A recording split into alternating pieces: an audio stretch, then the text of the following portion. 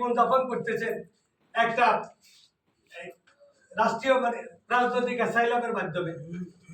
কিন্তু এটা যদি তখনকার সরকারের সাথে যদি আমরা একটু লিয়াজু করতাম, আমাদের নেত্রী যদি লিয়াজু করতো, তাহলে এখানে আমরা শান্তিপূর্ণভাবে সবাই থাকতে পারতাম। কেন করে নেই? কারণ এদেশের মানুষের ভোটের অধিকার, এদেশের মানুষের গণতান্ত্রিক অধিকার, এদেশের মানুষের মৌলিক অধিকারগুলো চর্চা যাতে করতে পারে, এই জন্যই আমরা আমাদের নেত্রী, আমাদের নেতা সবাই আমরা আমাদের এই কষ্টগুলো সহ্য করতে হয়েছে। আজকে সেই সুযোগ এসেছে আমাদের সামনে। আমাদের বৈষম্য বিরোধী ছাত্র আন্দোলনের মাধ্যমে আমরা এই গোটা বাংলাদেশে ফ্যাসিস্টকে বিদায় করে একটা পরিস্থিতি সৃষ্টি হয়েছে, যাতে ভবিষ্যতে এই নির্বাচনটা আমরা করতে পারি, যেই নির্বাচন আমাদের স্বপ্নের নির্বাচন, যেই নির্বাচন আমাদের এতদিনের আশা আকাঙ্ক্ষার নির্বাচন, সেই নির্বাচনটা হতে যাচ্ছে। সেটা আপনার জন্য কিন্তু ক্ষতিকর, কারণ আগের পরিবেশে থাকলে পরিস্থিতি পরিবর্তন হলে নিজেরাও কিছু করতে পারতাম। এখন কিন্তু সেই সুযোগ হবে না। নির্বাচন হতে পারে, এমনও হতে পারে এই নির্বাচনটা জাতিসংঘের কোনো বাইরের অধীনে হতে পারে, এমনও হতে পারে, যার ফলে আমাদের প্রত্যেকের কিন্তু ভোটের দরকার। ভোট না দিয়া যদি আমরা আমাদের নেতাই নির্বাচিত করতে না পারি, তাহলে এতদিনের সকল কষ্টে বিফলে যাবে, কেউ কিছু হতে পারবেন না।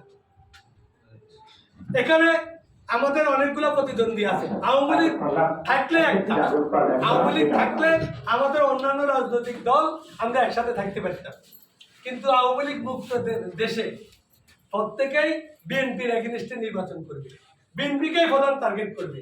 আমরা তো অনেক সময় বিভিন্ন টাস খেলা দেখি, নিজে যখন যদিও নিজে কখনো খেলি না, দেখতাম যে যে একটু আগে যায় তারা সবাই সামনে ধরে। আমরা যেহেতু একটু ফার্স্ট পার্টিতে আছি, আমাদের জনসমর্থন বেশি সবাই মনে করে, অতএব আমাদের বিরুদ্ধে অনেকে ভিতরে ভিতরে ঐক্য করে আমাদেরকে হারানোর চেষ্টা করবে।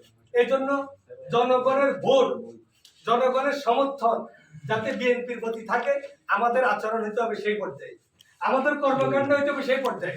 আমরা এখনো নিজেরা নিজেদের মধ্যে যুদ্ধ লাগাই দিছি। এখনো রাষ্ট্র ক্ষমতা বিএনপি নেই, আছে কে? আছে ইন্টারিম গভর্নমেন্ট, অন্তর্বর্তীকালীন সরকার।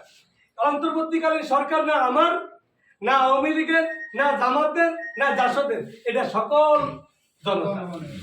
এখানে কারো বারবার জনতা ছাড় করবে না, কাউকে একটু আগাই দিবে না, কাউকে পিছাই দিবে না। হ্যাঁ, তবে পরিবর্তনের পরিস্থিতির কারণে একটা তো আমরা পারছি, আজকে যে মুক্তভাবে কথা বলতে পারছি, মুক্তভাবে চলতে পারছি, নিঃশ্বাস নিতে পারছি, এটা কি কম? আমরা যদি এখন যদি আওয়ামী লীগ ক্ষমতায় থাকতো, আপনি কি পারতেন এখানে এভাবে মিটিং করতে? পারতেন? তাহলে এটা তো পারছেন।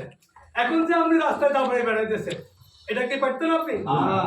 গত 2 মাস আগেও তো আমরা আওয়ামী লীগের ডরে রাস্তাঘাটে হাঁটতে পারিনি, আমরা থানায় যেতে পারিনি। এখন থানার অফিসারের লগে কথা বলি, আমাদের ওই যে বিভিন্ন দপ্তরের অফিসারদের সাথে কথা বলি, এটা কম কিসে?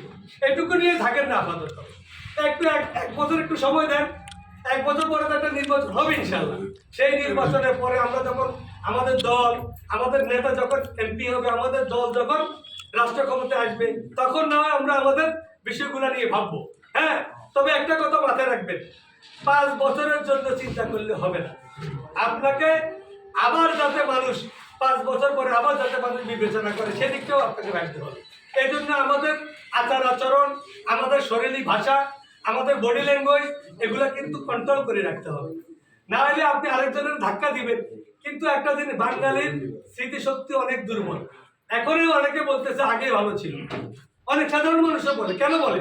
কারণ এতদিন আওয়ামী লীগের যে অন্যায় অত্যাচার, ফ্যাসিস্টদের যে নির্যাতন নিপীড়ন, এত মামলা হামলা, সেটা আমরা যারা ভোগ করছি আমরা বুঝি। সারা দেশের মানুষ কি ভোগ করছে নাকি?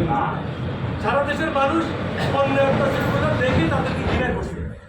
তো একই আচরণ যদি আমার মাধ্যমে দেখে, হ্যাঁ, যদি এই আচরণগুলো আমার মাধ্যমে ফুটে ওঠে, তাহলে ওরা তো বলবেই যে আগেরটা যেরকম এটা এরকম। এটাই তো।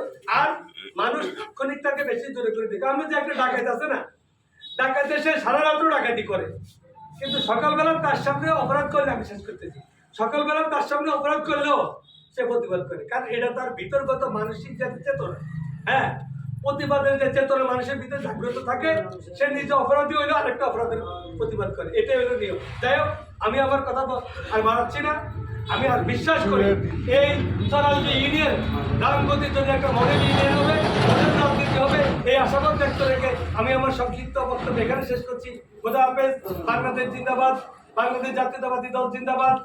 আমার শহীদ রাষ্ট্রপতি জিয়াউর রহমান অমর হোক, দেশনেত্রী বেগম খালেদা জিয়া জিন্দাবাদ, তারুণ্যের অহংকার তারেক রহমান জিন্দাবাদ, আমার নেতা আলহাজ এবিএম আশরাফুদ্দিন নিজাম জিন্দাবাদ। সকলকে ধন্যবাদ। আসসালামু আলাইকুম।